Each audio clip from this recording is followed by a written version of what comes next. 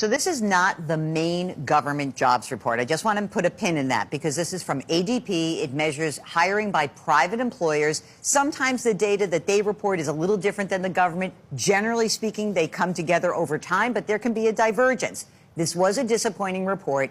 I think inside of this report, although we just got 37,000 jobs created, the bigger concern is that small companies actually let people go. And I think that's an important sign that we should pay attention to. A lot of small company owners have said, these tariffs are really destroying us and we have a hard time planning. So that's something we need to keep in mind, that small businesses under 50 employees, they're the ones that are bearing a lot of the brunt of the pressure right now. So the big one that you're talking about comes out tomorrow. That's the one that we're all waiting for. What do we expect? So expecting around, the estimates are all over the place. Let's say about 125,000 jobs created for the month of May. That would be lower than the previous 3-month average, which is at about 155,000. The unemployment rate is expected to stay at about, let's call it 4.2%.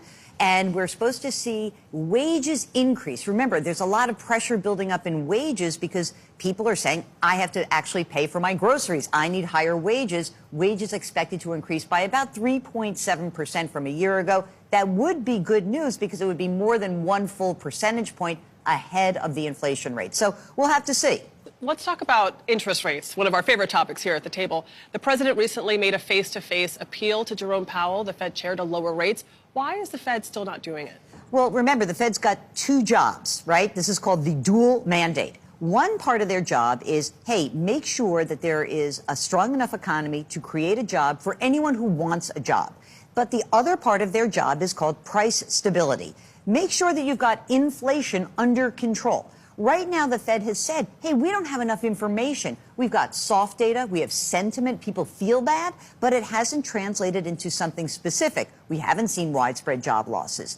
The interesting thing about the Fed's position is, although the president is no longer threatening to fire Jerome Powell, he is certainly posting on social media. He is making his voice known.